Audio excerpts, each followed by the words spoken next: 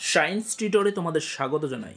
আজকে চলে এসেছি একটি গুরুত্বপূর্ণ ভিডিও নিয়ে। এই ভিডিওতে আলোচনা করব মাধ্যমিক 2025 সালের ভূগোল বিষয়ের সাজেশন নিয়ে।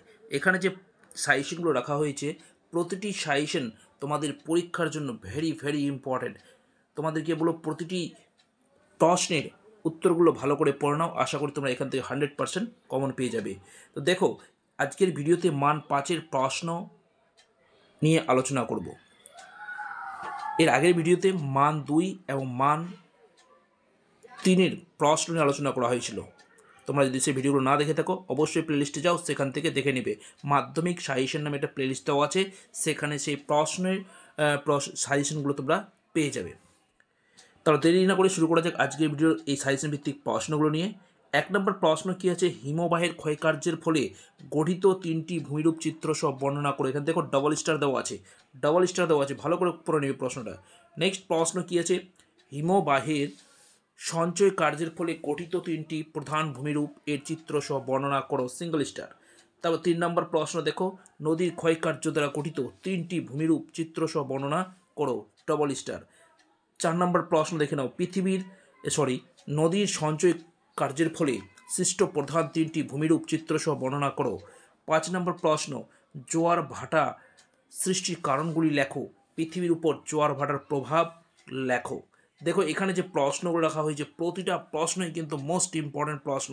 একটাও প্রশ্ন কিন্তু মিস করা যাবে না। তোমাদেরকে বলবো, এখানে যে সাজেশনগুলো রাখা হয়েছে তোমরা ভালো করে পড়ে নাও। আশা করি তোমরা প্রত্যেককেই পরীক্ষায় কমন পাবে।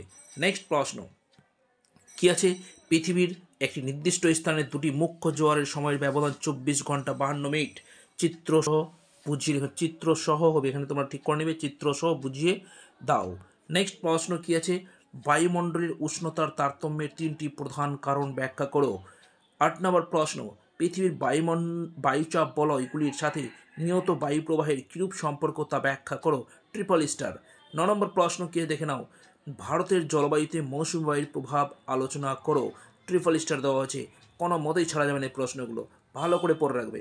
10 নম্বর প্রশ্ন কী আছে, নিয়ত বায়ু প্রবাহের উৎপত্তি ও গতিপথ চিত্রসহ বর্ণনা করো, ডবল স্টার। 11 নম্বর প্রশ্ন দেখে নাও, ভারতের ধান, গম, কফি, চা, কার্পাস চাষের অনুকূল ভৌগোলিক পরিবেশ আলোচনা করে, ট্রিপল স্টার দেওয়া আছে।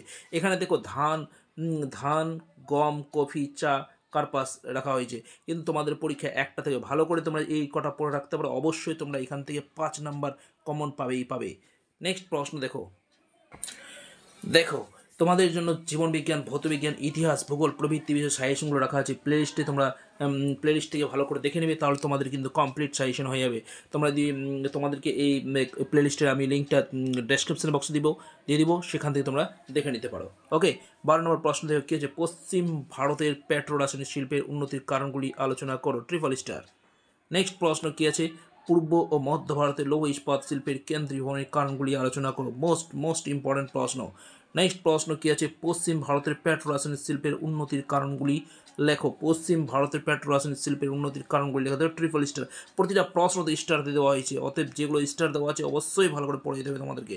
নেক্সট প্রশ্ন কী আছে দেখে নাও, ভারতের শিল্প গড়ে ওঠার ক্ষেত্রে কাঁচামালের প্রভাব উদাহরণসহ ব্যাখ্যা করো, ভারতের শিল্প গড়ে ওঠার ক্ষেত্রে কাঁচামালের প্রভাব উদাহরণসহ ব্যাখ্যা করো। নেক্সট 16 নম্বর প্রশ্ন দেখে নাও কী আছে, ভারতের বিভিন্ন অঞ্চলে জনবন্টনের তারতম্যের কারণগুলি কী কী, ভারতের বিভিন্ন অঞ্চলে জনবন্টনের তারতম্যের কারণগুলি কী কী, ডবল স্টার।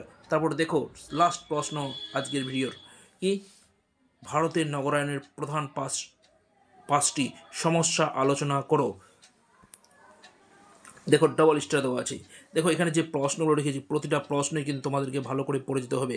দেখো যেগুলো ভূগোল বিষয়ে সাজেশন নিয়ে আলোচনা করেছি, প্রতিটা সাজেশন তোমরা যদি ভালো করে দেখে নিতে পারো, প্রশ্নের উত্তরগুলো ভালো করে পড়ে নিতে পারো, আশা করি তোমাদের এখান থেকে কিন্তু 90% স্কোর অবশ্যই আসবে।